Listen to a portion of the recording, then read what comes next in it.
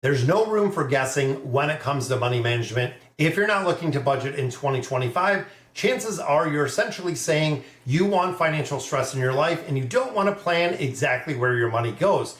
Now, when it comes to budgeting in general, it is about setting systems that work for you and sticking with them even when they're not easy. It is really big when we look at budgeting tips, when you look at things that you can implement to really further building your savings and reach those financial goals. So in today's video, we're going to be breaking down 6 of those budgeting tips, making sure that you're well aware of how you can do this and the ease of doing it like I have. Now, the first one we look at is starting with a clear goal. This is really the biggest part. If you can write down exactly what you want to goal, go ahead, I'll give you a second. Then you found the most efficient way to stick with your plan, setting up the budget in 2025 with a very specific goal and a very meaningful financial goal will be giving you the why. When we start thinking of the why, it is the reason and really the logic why we do something or behind why we do what we do. When you understand this, whether it is building that emergency fund, if you want to save for a down payment of a house,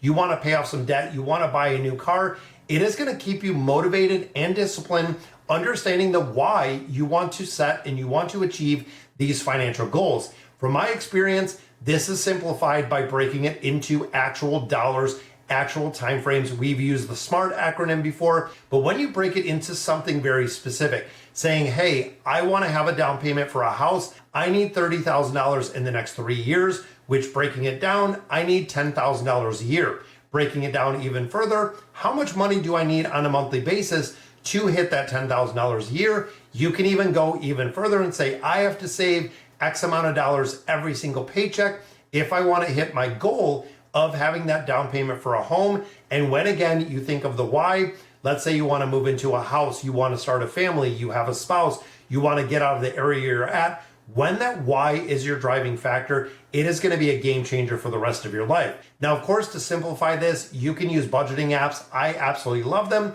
I've used the Every Dollar app. I've used Rocket Money, a couple of those, but I'm kind of old school. I use simplified spreadsheets for tracking. Also do use pen and paper. Also, when it comes to my financial goals, I put them on sticky notes. I have sticky notes on my computer at work that I stick to my financial goals because, of course, if you're like me and you're spending 40 plus hours at work every single week, having those financial goals and looking at them while you're at work really does make a difference. Now, the second one we get into, and this is one that I love, is participating in saving challenge. If you've watched any of my videos, and if you have, definitely consider subscribing to the channel. But I've done a couple of savings challenges where I do no spend weeks. Now, this, of course, means during that set amount of time, you can only spend if you are on very essentials. But once you get to a point like I have, I can go 7-day time frame without spending a penny. This means there is a little bit of prep work on Saturday and Sunday, do a little bit of grocery shopping, you have everything kind of prepped, what you need to buy.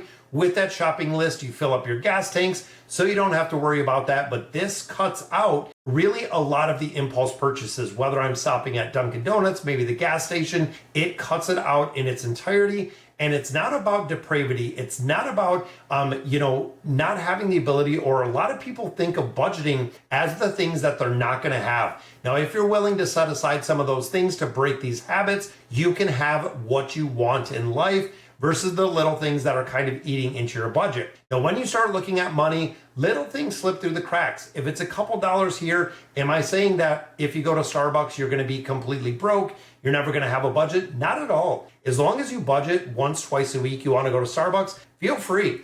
But when you start looking at some of the bigger purchases, like cutting out 1 or 2 takeout meals, stopping eating fast food for that entire week, small purchases add up fast, especially when it comes to eating out. Now, of course, that brings us right into number 3, meal planning. This is huge. When I started meal planning, it's almost like you're saving a lot of money without cutting any corners. And you'll quickly realize when it comes to meal planning, you can make grocery lists of exactly what you need. Meaning when you go to the store, you're not tossing anything in your cart. You're not getting out of those impulse purchases. You are sticking to the grocery list that you created beforehand because you know exactly what you want. Now, of course, there are a lot of benefits for this. Number 1, fewer trips to the grocery store. That means less gas money, less option or less ability to purchase additional things.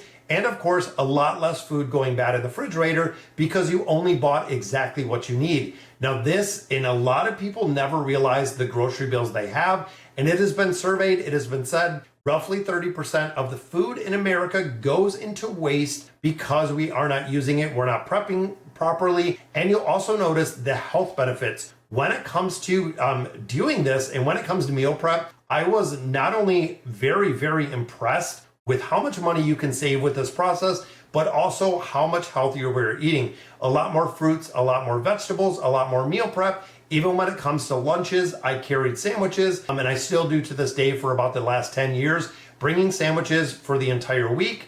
They don't get soggy, they're good, we meal prep them, and it does work incredibly well because I'm not spending money out to eat every single day like a lot of individuals that I work with. Now looking at our next one, auditing your subscriptions. This is the time to take a very, very hard look at subscriptions you have. They are what we call the quiet budget leaks. Don't scream for any attention. Don't really make much noise because they're $5.99, $7.99, $12.99, but it drains your account over time. Now, it is estimated $221 is spent on subscription services on a monthly basis on average, but thinking of streaming services, they are going to add up. Fitness memberships, apps that you no longer pay for, apps that you're not using, everything seems to be coming with a membership, with a subscription service. We are even seeing a lot of other places like car washes that have subscription services that a lot of people are using or buying and essentially never even using. Now, canceling just one or two things that you barely use is going to free up, $10, $20 here and there. That money can be used towards debt repayment or hitting that financial goal that we set up a little bit earlier. And of course, I can't do a video without talking about building the emergency fund. This is one of the absolute biggest things that keep you from essentially borrowing again if an emergency happens. And honestly, trust me, there is going to be a point in your life you are going to need or want or wish you had an emergency fund. It is not something that is going to sit around like a luxury. This is something that you're going to need. This could also mean starting incredibly small. We're talking $20 or $50 a paycheck to build it. Save enough money to cover a month's expense. Starting from there, that is the basis. When we look at a fully funded emergency fund, we're looking at 3 to 5 months, but if you can get 30 days in there, that is a starting point. That is really a big, big part of changing the behaviors, changing the saving strategies that we see, and building and creating a little bit of momentum towards that savings. And of course, number 6 that we're going to leave you with the budgeting tip is staying informed about tax changes. As it sits right now, there are a lot of tax changes and a lot of ways to save on your taxes. Looking at traditional IRAs, looking at traditional 401k plans, looking at your HSA plans, there are a lot of ways to cut taxes, and we know the brackets are going away, or being adjusted. I don't know exactly what's going on with all of the taxes and all of the changes that President Trump is talking about, removing and eliminating pretty much the IRS and Social Security in general.